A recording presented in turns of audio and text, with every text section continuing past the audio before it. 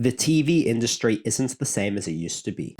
Streaming, exclusivity, increased production costs, longer production times, rise in visual effects, and increased pressure on TV have made it so only the best of the best make it past a single season. How can a single cop show stand out among those that are part of big franchises, have massive names attached to it, and have massive advertising budgets? Let's not forget that cop shows have been going on for years. There's a high number, but how do you get an audience to choose to watch your one specifically? How do you make sure every single generation is watching? That, my friends, is what The Rookie has done. Recently I was chatting to a cop and I had to ask her, do you watch The Rookie?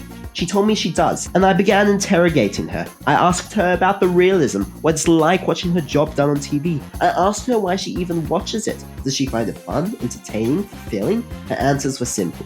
It's an overly exaggerated show that does have a lot of realism, but the characters, the connections, the bonds, and the banter are what make it so fun, unique, and close to real life. Of course, being in Australia, cops work differently, so she couldn't say what it's like in LA. Fun fact, The Rookie is so successful that when filming scenes on the streets of LA, they have fans screaming out to them saying, "We love The Rookie!" That's because it's a really fun show. Nathan Fillion is a successful and loved star, drawing in many fans, but that doesn't equal the show's success. Let's talk about the show itself. The characters hook you. Each have distinct personalities. You care for them, you love them, you grow with them. This is something cop shows are generally missing. The show started off very grounded. It hooked the audience through events like a cop killing, a cop dying, a friend dying, a rookie graduating. As the show progressed, it slowly became bigger, badder, meaner. There's drug gangs, villains, big events, even a really unsuccessful spin-off about the FBI. But to me, it's showing the progress and development from being rookies to officers to training officers, detectives, sergeant, and even lieutenant that really hooks me. It expands the job and the work to me, and everything I've mentioned is what hooks the audience. It's also very relatable. There's literally a character for everyone. Are you in a midlife crisis? Well, John Molan is for you. Are you going against your parents and fighting for their respect?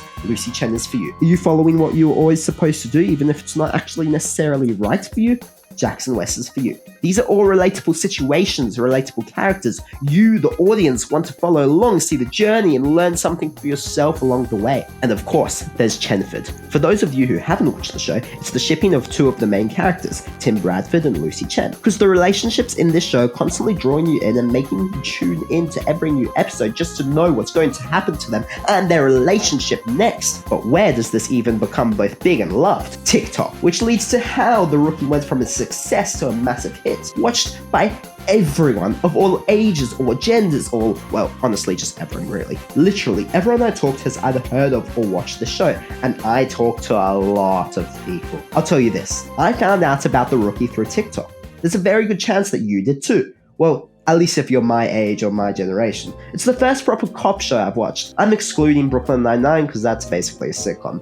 And if you're my age, my generation, it's probably the same for you. The Rookie is so heavily seen on TikTok because the cast and crew feed into the audience and entertain you both on and off the screen. They make TikToks with the intention to show you the fun being had during production. The cast films themselves doing the latest trends. They even add in Easter eggs, references, and red herrings. Yes, I said that right. The fans themselves, the detectives, seem something as small as the collar of a shirt and put together what's happening. So, the cast now trick them. I find it amazing that the cast actually engages with the fans. They're never rejecting them but feeding into them. This is why they even started with the TikToks. It's why people follow along to the TikTok. And like me, they see real, good quality clips as well as fun, and suddenly they turn the show on. Especially because at least in Australia, it's on basically every streaming service as well as free-to-air TV. I love how in the show they've even written social media into the story. There's episodes utilizing TikTok, trends, and the power of social media. So what can we learn from The Rookie's success? Make a good quality show.